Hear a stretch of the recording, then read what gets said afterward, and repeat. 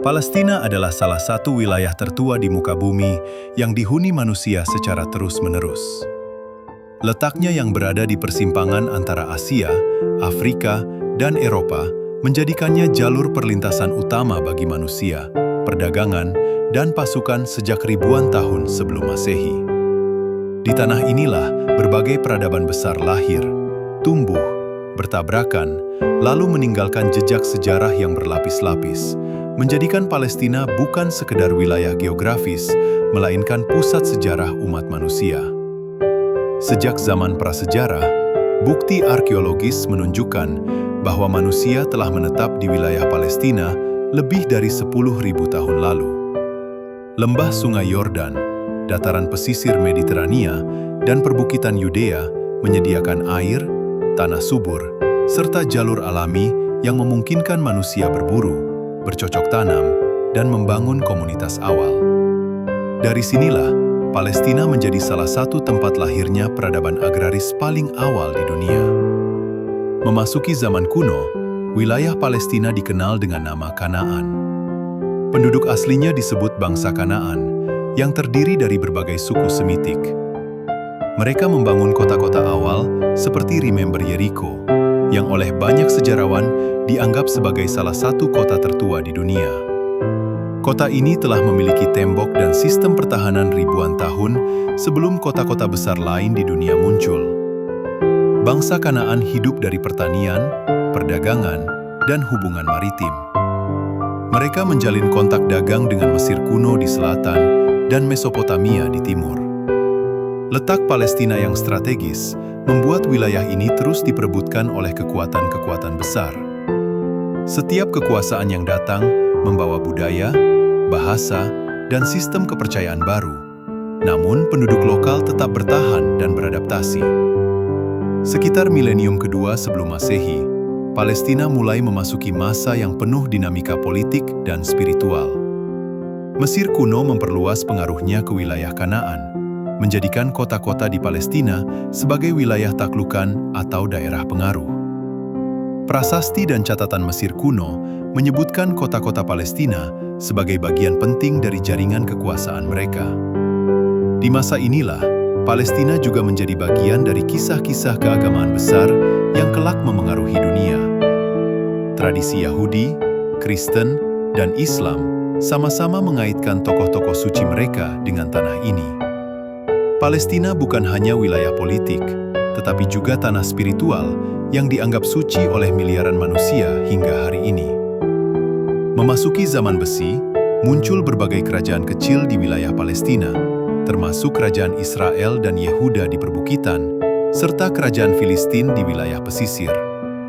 Bangsa Filistin, yang berasal dari kawasan Laut Ejia, menetap di Gaza, Ashkelon, dan Ashdod. Dari sinilah nama Palestina kelak berasal, meski maknanya terus berubah seiring waktu. Wilayah ini terus mengalami konflik dan pergantian kekuasaan.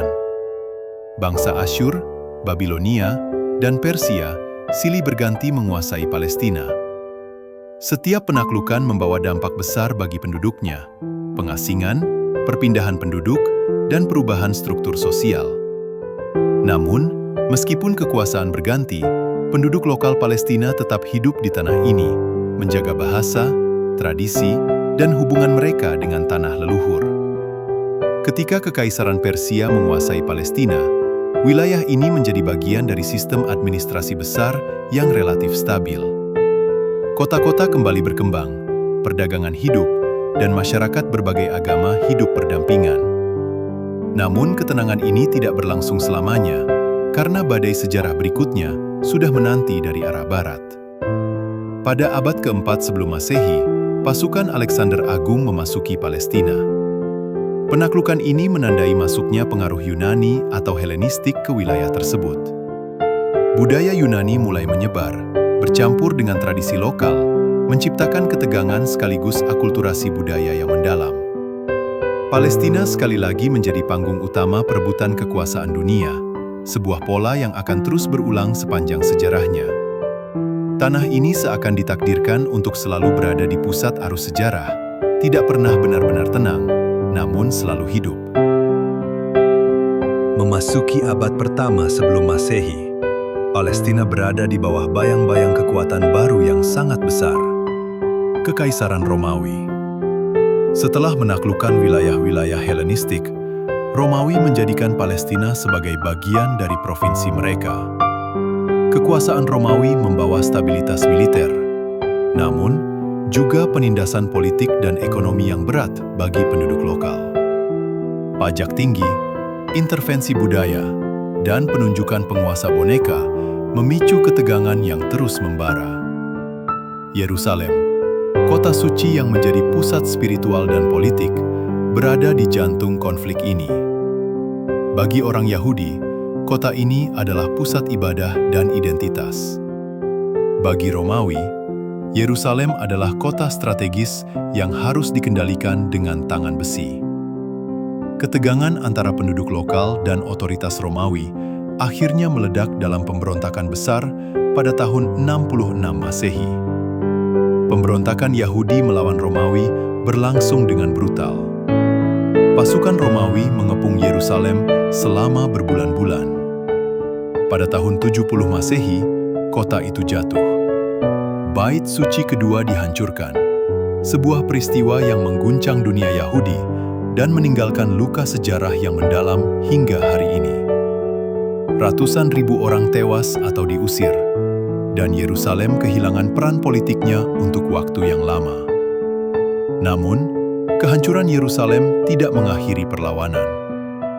Beberapa dekade kemudian, pemberontakan Bar Kokhba kembali meletus pada tahun 132 sampai 135 Masehi. Kali ini, respons Romawi jauh lebih kejam. Setelah pemberontakan dipadamkan, Romawi melakukan langkah simbolis yang sangat penting.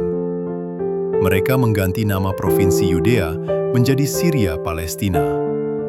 Tujuannya adalah menghapus identitas Yahudi dari wilayah tersebut dan memutus hubungan sejarah dengan tanah itu.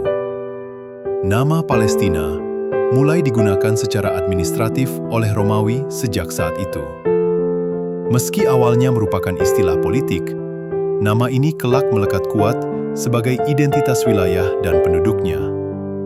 Ironisnya, upaya Romawi untuk menghapus identitas justru melahirkan nama yang bertahan ribuan tahun kemudian.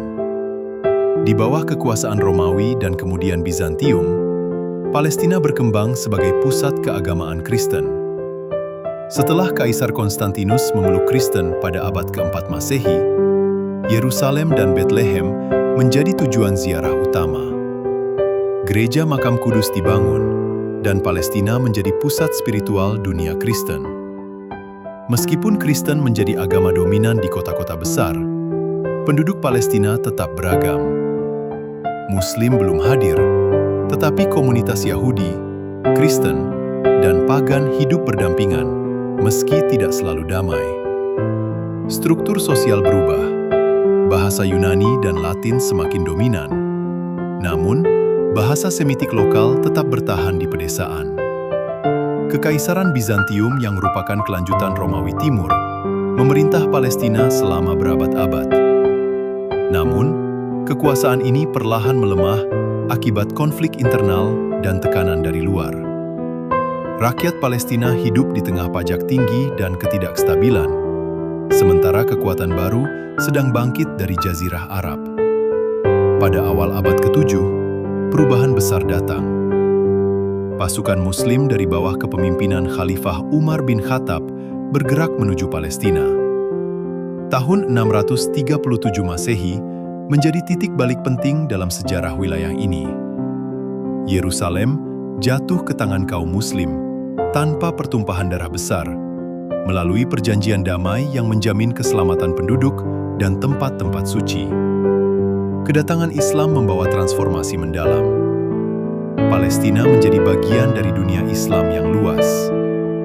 Bahasa Arab mulai menyebar, dan Islam perlahan menjadi agama mayoritas, meski komunitas Kristen dan Yahudi tetap dilindungi sebagai Ahlul Kitab. Masjid Al-Aqsa dan Kubah Batu dibangun, menjadikan Yerusalem kota suci ketiga dalam Islam.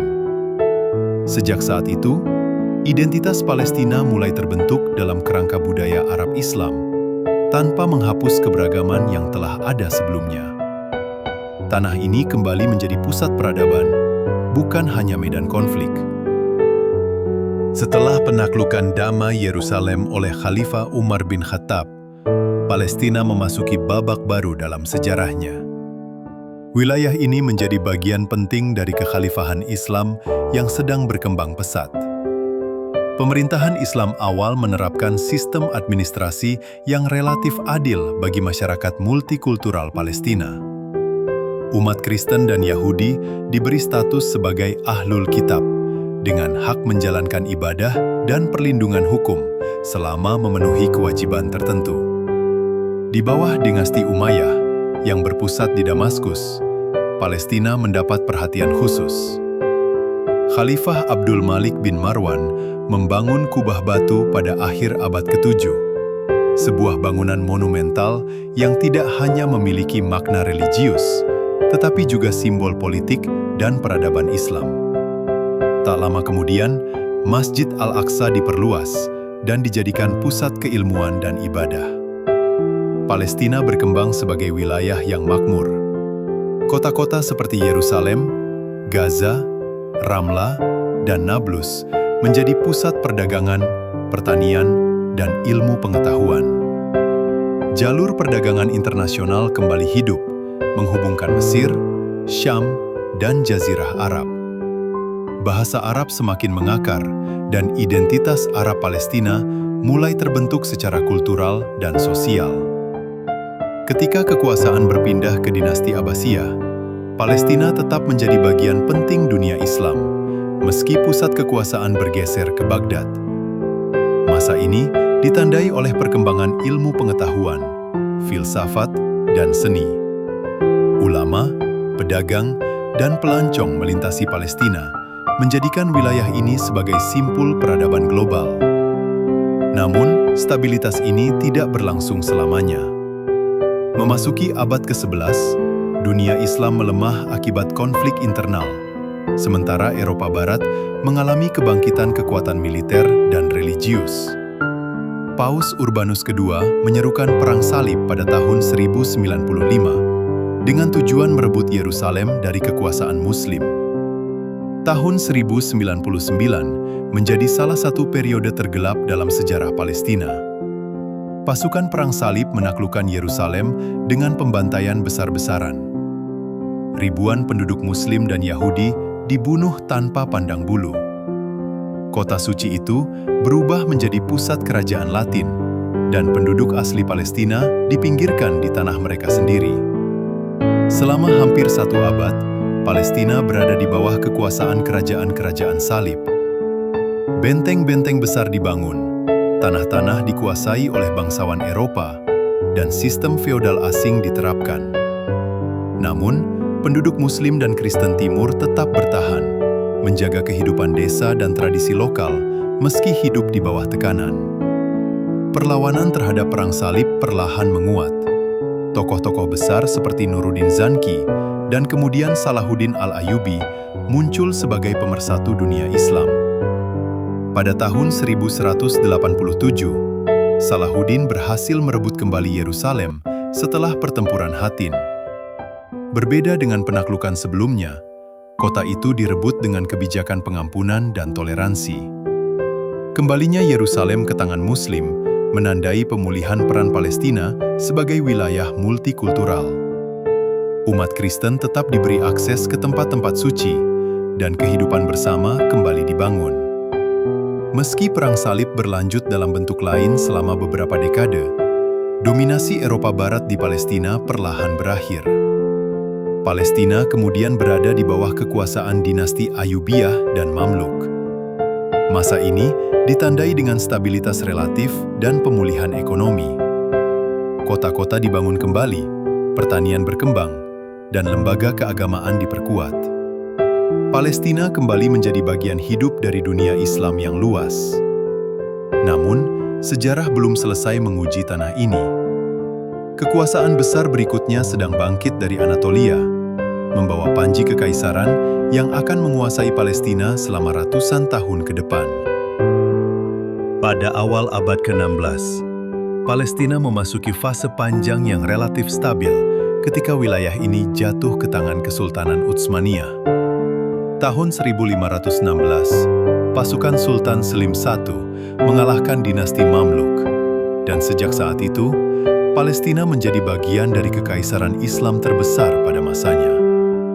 Kekuasaan Utsmaniyah atas Palestina berlangsung hampir 4 abad, meninggalkan pengaruh mendalam terhadap struktur sosial, budaya, dan politik wilayah ini. Di bawah pemerintahan Utsmaniyah, Palestina tidak berdiri sebagai negara tersendiri, melainkan terbagi dalam beberapa distrik administratif yang terhubung dengan Provinsi Syam. Yerusalem memiliki status khusus karena nilai religiusnya.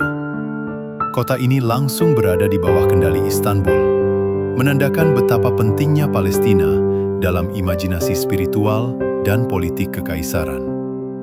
Kehidupan rakyat Palestina pada masa ini didominasi oleh pertanian.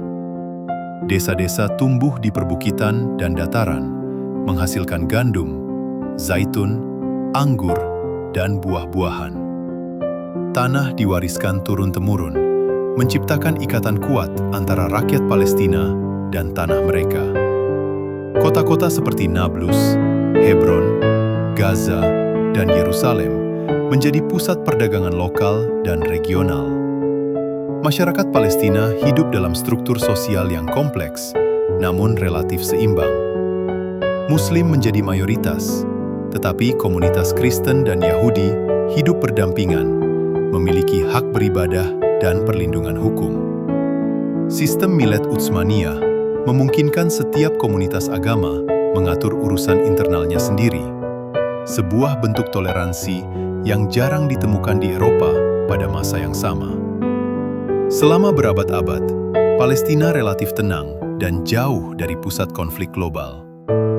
Namun, memasuki abad ke-19, keseimbangan ini mulai goyah. Kekaisaran Utsmaniyah melemah akibat tekanan ekonomi, korupsi internal, dan intervensi kekuatan Eropa. Inggris, Prancis, dan Rusia mulai meningkatkan pengaruh mereka di wilayah Timur Tengah, termasuk Palestina. Pada masa inilah, migrasi Yahudi dari Eropa mulai meningkat, didorong oleh penganiayaan di Eropa Timur dan Barat. Beberapa komunitas Yahudi memang telah lama tinggal di Palestina, hidup berdampingan dengan penduduk Arab. Namun, gelombang baru migrasi membawa dinamika berbeda, karena seringkali didukung oleh kekuatan Eropa dan lembaga keuangan asing. Akhir abad ke-19 menandai lahirnya gerakan Zionisme modern. Gerakan ini bertujuan mendirikan tanah air nasional bagi bangsa Yahudi di Palestina. Theodor Herzl dan tokoh-tokoh Zionis lainnya memandang Palestina bukan hanya sebagai tempat spiritual, tetapi sebagai proyek politik. Tanah mulai dibeli, koloni pertanian didirikan, dan ketegangan sosial perlahan meningkat. Penduduk Arab Palestina mulai menyadari perubahan besar yang sedang terjadi. Mereka melihat tanah-tanah yang telah digarap turun-temurun berpindah tangan, seringkali tanpa perlindungan hukum yang memadai. Meski demikian, pada masa ini, konflik belum meletus secara terbuka. Palestina masih berada di bawah kekuasaan Utsmaniyah, dan identitas nasional Palestina baru mulai tumbuh. Semua itu berubah drastis ketika Perang Dunia I pecah. Kesultanan Utsmaniyah memilih berpihak pada Jerman, sebuah keputusan yang berujung pada kehancuran kekaisaran. Palestina, yang selama berabad-abad berada di bawah pemerintahan Islam, kini menjadi sasaran kepentingan kekuatan Barat. Dengan runtuhnya Utsmaniyah, Palestina memasuki era paling menentukan dan paling menyakitkan dalam sejarah modernnya. Era kolonialisme, janji-janji palsu, dan konflik terbuka akan segera dimulai. Perang Dunia I berakhir dengan kekalahan Kesultanan Utsmaniyah. Wilayah-wilayah Arab yang selama berabad-abad berada di bawah kekuasaan Islam, kini dibagi-bagi oleh kekuatan Eropa pemenang perang. Palestina jatuh ke tangan Inggris melalui sistem mandat Liga Bangsa-Bangsa. Secara resmi, Inggris ditugaskan untuk mempersiapkan Palestina menuju kemerdekaan. Namun kenyataan di lapangan berkata lain. Pada tahun 1917, bahkan sebelum perang berakhir, Inggris mengeluarkan sebuah dokumen yang kelak mengubah sejarah Timur Tengah selamanya. Deklarasi Balfour. Dalam surat itu, pemerintah Inggris menyatakan dukungannya terhadap pendirian tanah air nasional bagi bangsa Yahudi di Palestina. Pernyataan ini dibuat tanpa persetujuan penduduk asli Palestina, yang saat itu mayoritas Arab Muslim dan Kristen. Deklarasi Balfour menjadi simbol pengkhianatan besar. Di satu sisi, Inggris menjanjikan kemerdekaan kepada bangsa Arab jika mereka membantu melawan Utsmaniyah. Di sisi lain, Inggris menjanjikan Palestina kepada gerakan Zionis. Dua janji yang saling bertentangan ini menjadi akar konflik yang masih membara hingga hari ini. Selama masa mandat Inggris, 1920 sampai 1948, imigrasi Yahudi ke Palestina meningkat tajam, terutama akibat antisemitisme dan tragedi Holocaust di Eropa. Inggris memfasilitasi migrasi ini, sementara pada saat yang sama membatasi aspirasi politik rakyat Palestina. Tanah-tanah dibeli atau dialihkan, seringkali mengusir petani Palestina dari lahan yang telah mereka garap selama berabad-abad. Ketegangan sosial berubah menjadi konflik terbuka. Demonstrasi, pemogokan, dan pemberontakan rakyat Palestina pecah di berbagai wilayah. Pemberontakan Arab Palestina 1936 sampai 1939 menjadi simbol perlawanan terhadap kolonialisme Inggris dan proyek Zionis. Namun, pemberontakan ini dipadamkan dengan kekuatan militer besar, menyebabkan ribuan korban dan melemahkan kepemimpinan Palestina.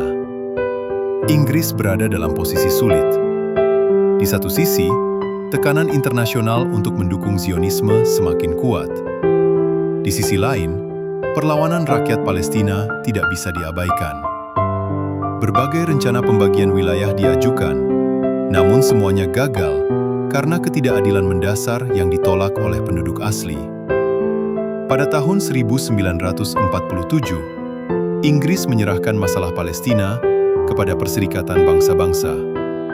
PBB mengusulkan rencana pembagian Palestina menjadi dua negara, satu negara Yahudi dan satu negara Arab.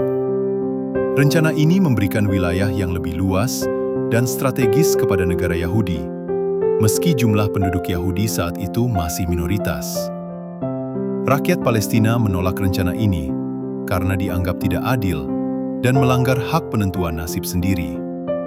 Namun, pada Mei 1948, negara Israel secara sepihak memproklamasikan kemerdekaannya. Peristiwa ini disambut dengan sukacita oleh dunia Barat, tetapi menjadi awal dari tragedi besar bagi rakyat Palestina. Tahun 1948 dikenal oleh rakyat Palestina sebagai Nakba, yang berarti malapetaka. Lebih dari 700.000 warga Palestina diusir atau melarikan diri dari rumah mereka. Ratusan desa dihancurkan, kota-kota dikosongkan, dan rakyat Palestina berubah menjadi pengungsi di tanah mereka sendiri atau di negara-negara tetangga. Nakba bukan sekedar peristiwa sejarah, melainkan luka kolektif yang diwariskan dari generasi ke generasi. Sejak saat itu, Palestina tidak lagi hanya sebuah tanah, tetapi juga sebuah kenangan, kerinduan, dan perjuangan. Setelah proklamasi negara Israel pada Mei 1948, kawasan Timur Tengah langsung terseret ke dalam perang terbuka.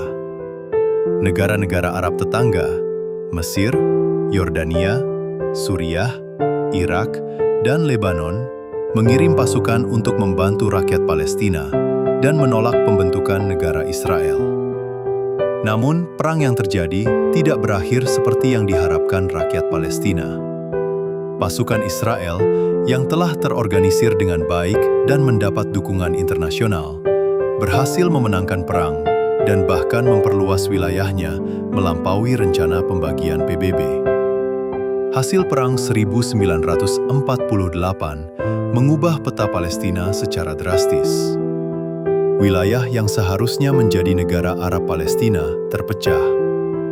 Jalur Gaza berada di bawah administrasi Mesir, sementara tepi barat dan Yerusalem Timur dianeksasi oleh Yordania. Israel menguasai sekitar 78% wilayah Palestina bersejarah. Bagi rakyat Palestina, perang ini bukan hanya kekalahan militer, tetapi juga kehilangan tanah air. Ratusan ribu pengungsi Palestina tersebar di kem-kem pengungsian di Gaza, tepi barat, Yordania, Lebanon, dan Suriah. Mereka hidup dalam tenda-tenda darurat, berharap dapat kembali ke rumah mereka dalam waktu singkat. Namun, hari berubah menjadi bulan, bulan menjadi tahun, dan kem-kem pengungsian itu menjadi permukiman permanen. Generasi baru lahir dalam pengasingan, tanpa pernah melihat desa asal orang tua mereka. Perserikatan Bangsa-Bangsa membentuk UNRWA untuk menangani pengungsi Palestina. Lembaga ini menyediakan pendidikan, layanan kesehatan, dan bantuan dasar.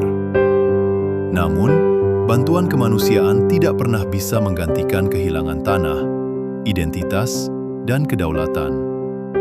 Pengungsi Palestina hidup dengan status tanpa negara, sebuah kondisi yang jarang terjadi dalam sejarah modern.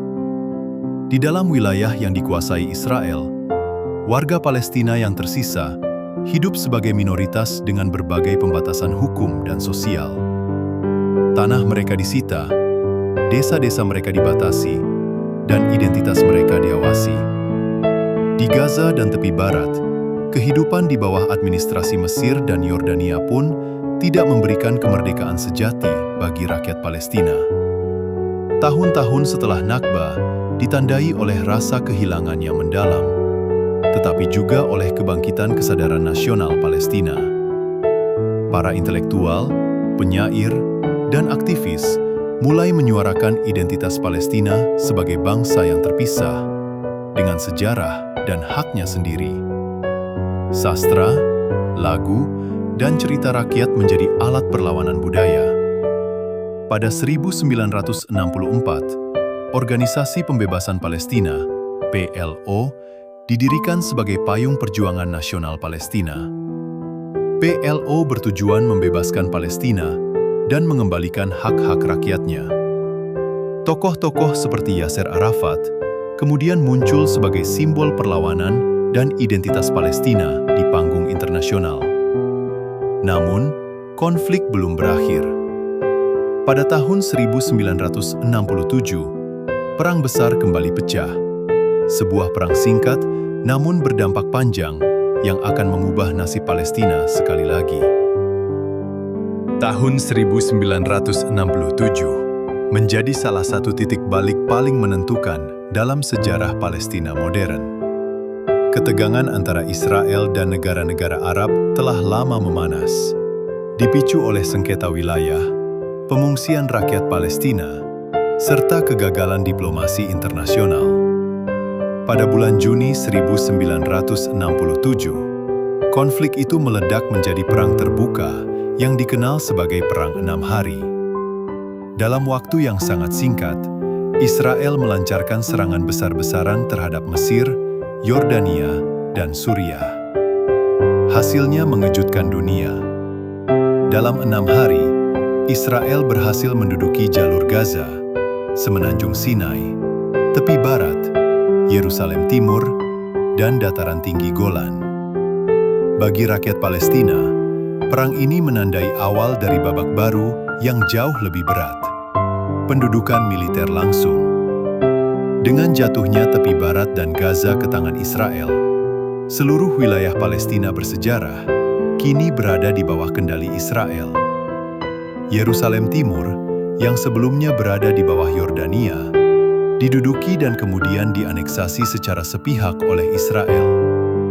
Langkah ini tidak diakui oleh hukum internasional, namun dampaknya sangat besar bagi kehidupan rakyat Palestina.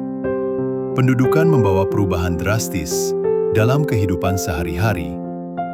Pos-pos pemeriksaan militer didirikan, kebebasan bergerak dibatasi, dan hukum militer diberlakukan bagi warga Palestina. Tanah-tanah mulai disita untuk pembangunan permukiman Yahudi.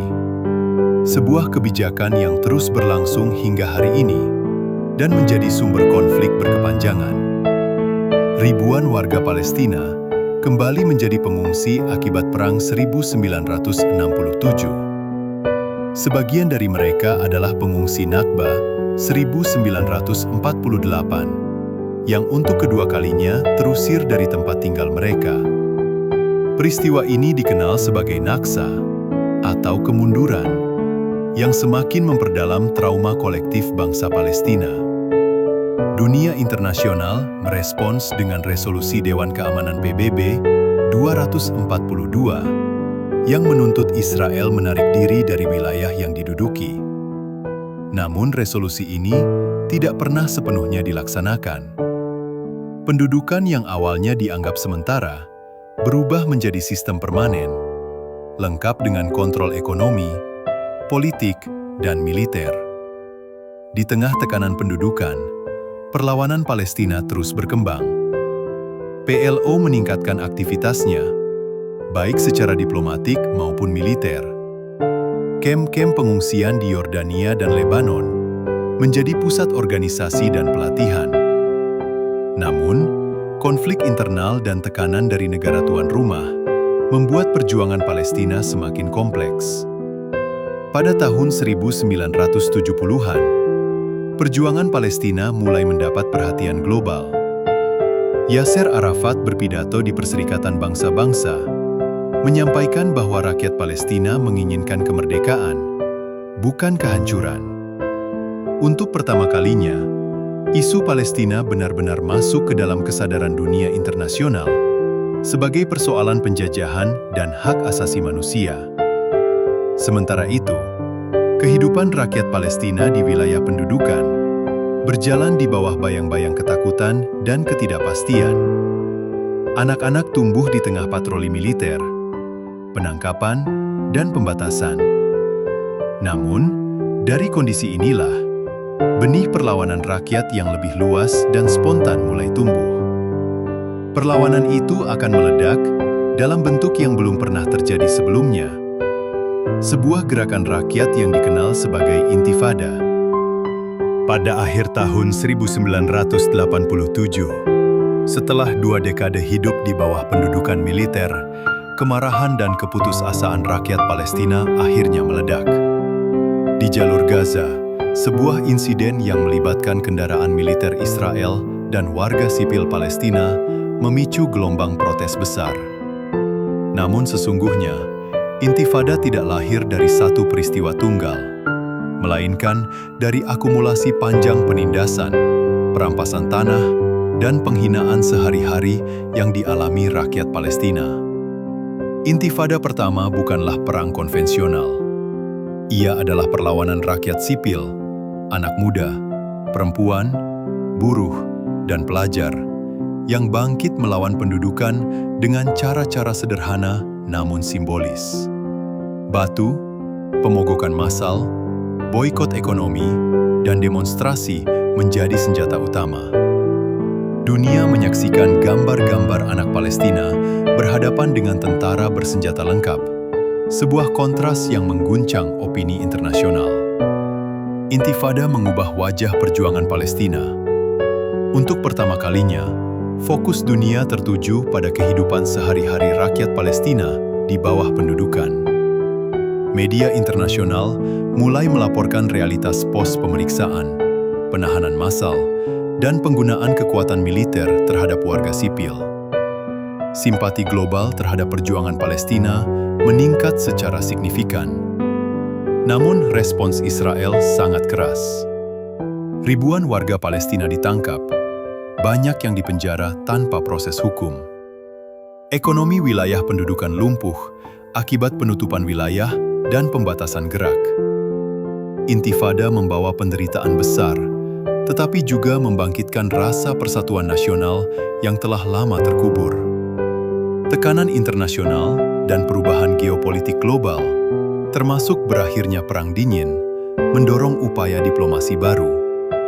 pada awal 1990-an, perundingan rahasia antara PLO dan Israel berlangsung di Oslo, Norwegia.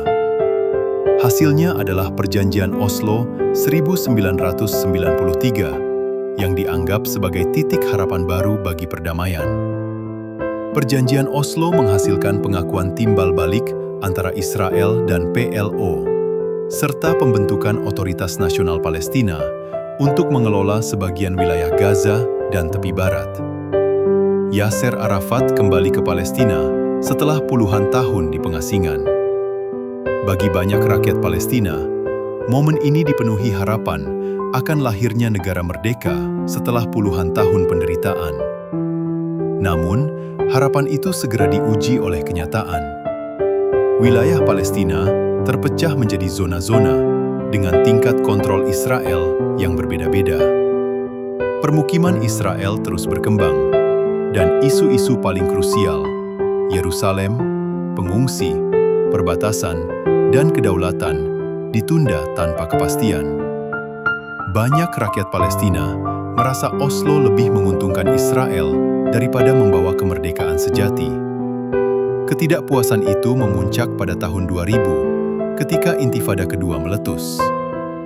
Kali ini, kekerasan jauh lebih besar dan lebih mematikan. Bentrokan bersenjata, serangan bom, dan operasi militer besar-besaran menghancurkan infrastruktur Palestina. Israel membangun tembok pemisah yang memotong wilayah dan kehidupan masyarakat Palestina, memisahkan desa dari ladang dan keluarga dari keluarga. Intifada kedua meninggalkan luka mendalam. Ribuan orang tewas di kedua pihak, namun dampaknya jauh lebih berat bagi rakyat Palestina. Ekonomi hancur, kebebasan bergerak hampir hilang, dan proses perdamaian runtuh. Harapan yang pernah menyala perlahan meredup. Di tengah kehancuran ini, politik Palestina juga mengalami perubahan besar. Gerakan-gerakan baru muncul, perpecahan internal semakin tajam, dan masa depan Palestina menjadi semakin tidak pasti. Namun, cerita Palestina belum berakhir. Di balik reruntuhan dan keputusasaan, rakyat Palestina terus bertahan, menjaga identitas, tanah, dan harapan mereka akan kebebasan. Memasuki abad ke-21, perjuangan Palestina menghadapi tantangan baru yang tidak kalah berat dari pendudukan itu sendiri. Perpecahan internal. Setelah wafatnya Yasser Arafat pada tahun 2004, kepemimpinan Palestina kehilangan figur pemersatu yang selama puluhan tahun menjadi simbol perjuangan nasional. Kekosongan ini membuka jalan bagi konflik politik internal yang semakin tajam. Pada tahun 2006, pemilu legislatif Palestina dimenangkan oleh Hamas, sebuah kelompok Islam yang lahir dari Intifada pertama. Kemenangan ini tidak diterima oleh Israel dan sebagian besar negara Barat. Sanksi ekonomi dijatuhkan, bantuan internasional dihentikan, dan tekanan politik meningkat. Ketegangan antara Hamas dan Fatah, partai utama dalam PLO, akhirnya meledak menjadi konflik terbuka. Sejak 2007, Palestina terpecah secara politik dan geografis. Hamas menguasai jalur Gaza, sementara Fatah memerintah di tepi barat melalui Otoritas Nasional Palestina. Perpecahan ini melemahkan posisi Palestina di mata dunia dan mempersulit upaya perjuangan bersama. Rakyat Palestina kembali menjadi korban, terjebak di antara pendudukan dan konflik internal. Jalur Gaza berubah menjadi wilayah yang terkepung. Israel memberlakukan blokade darat, laut, dan udara yang sangat ketat dengan dalih keamanan. Blokade ini membatasi pergerakan manusia dan barang, melumpuhkan ekonomi, serta menciptakan krisis kemanusiaan berkepanjangan. Listrik terbatas, air bersih langka, dan pengangguran merajalela. Sejak itu, Gaza berulang kali menjadi medan perang. Operasi militer besar-besaran terjadi pada 2008, 2012, 2014, dan tahun-tahun berikutnya. Ribuan warga sipil tewas, sebagian besar perempuan dan anak-anak. Infrastruktur hancur, rumah-rumah rata dengan tanah, dan trauma psikologis menjadi bagian dari kehidupan sehari-hari. Di tepi barat, pendudukan Israel terus berlanjut dengan wajah yang lebih sunyi, namun tidak kalah menindas. Permukiman Israel berkembang pesat, memakan lahan Palestina, dan memecah wilayah menjadi kantong-kantong terisolasi. Pos pemeriksaan dan tembok pemisah membatasi kehidupan sosial dan ekonomi. Yerusalem Timur mengalami proses pengusiran perlahan melalui kebijakan perizinan dan pembongkaran rumah. Di tengah kondisi ini, rakyat Palestina terus berjuang dengan berbagai cara. Perlawanan tidak hanya berbentuk senjata, tetapi juga melalui diplomasi, hukum internasional, seni, pendidikan, dan media. Palestina memperoleh status sebagai negara pengamat non-anggota di PBB pada tahun 2012. Sebuah pengakuan simbolis yang penting, meski belum membawa kemerdekaan nyata. Generasi muda Palestina tumbuh di dunia digital, menggunakan media sosial untuk menyuarakan kisah mereka langsung ke dunia. Video, foto, dan cerita dari Gaza dan tepi barat menyebar luas, menembus batas sensor dan propaganda. Solidaritas global kembali menguat, terutama di kalangan masyarakat sipil internasional. Namun, realitas di lapangan tetap keras. Hingga hari ini, Palestina belum merdeka. Pengungsi masih tersebar di berbagai negara, banyak yang hidup tanpa hak kembali. Yerusalem tetap menjadi pusat konflik, dan masa depan solusi dua negara semakin dipertanyakan. Meski demikian, satu hal tetap bertahan. Rakyat Palestina tidak menyerah.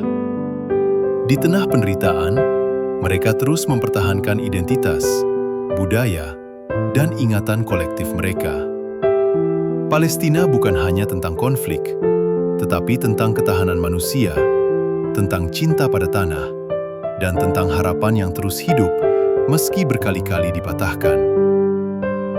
Palestina hari ini bukan hanya sebuah wilayah di peta dunia, tetapi sebuah kisah panjang tentang ingatan, kehilangan, dan keteguhan manusia.